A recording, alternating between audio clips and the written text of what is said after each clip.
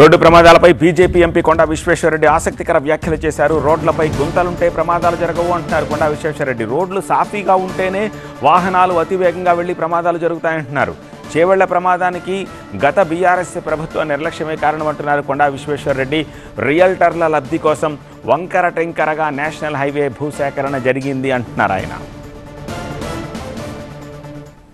Hyderabad Bijapur highway అంటే హైదరాబాద్ నుంచి చేవెళ్ళ నుంచి మన్నగూడ పరిగి నుంచి బిజాపూర్కు హైవే ప్రకటించారు.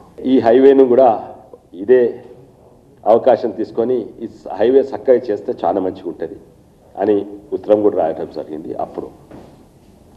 కానీ 2017లో అప్పుడు ల్యాండ్ ఎక్విజిషన్ కొరకు నిధులు కేటాయించారు. 2016లో ఎప్పుడైతే ఈ చేవెళ్ళ హైవే అంటే బిజాపూర్ హైవే ప్రకటించినప్పుడు ల్యాండ్ ఎక్విజిషన్కు శాంక్షన్ కూడా అయినాయి నిధులు. కానీ ల్యాండ్ ఎక్విజిషన్ చేయలేదు, 5 ఏళ్ళు చేయలేదు. ఎందుకు? రియల్ ఎస్టేట్ దాహమా? ఎందుకో దీని చుట్టూ భూములు కొనుక్కోవాలి అని భూములు కొనుగోలు పెట్టిండ్రు. ఆ టీఆర్ఎస్ ఉన్న ప్రభుత్వం 5 ఏళ్ళు ఎక్విజిషన్ చేయలేదు. 2022లో మొదలుపెట్టిండ్రు.